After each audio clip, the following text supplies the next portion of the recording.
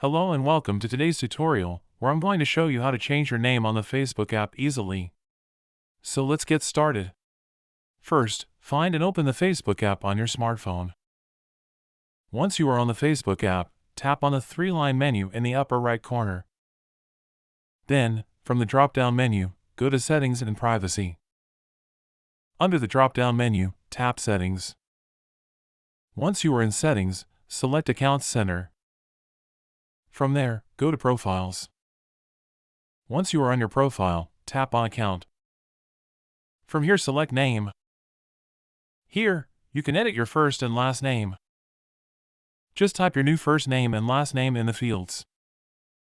Once you've typed your new name, tap Review Change. Then, save the changes. And that's it. Your name has been successfully updated. Thanks for watching. Don't forget to like and subscribe for more helpful tutorials.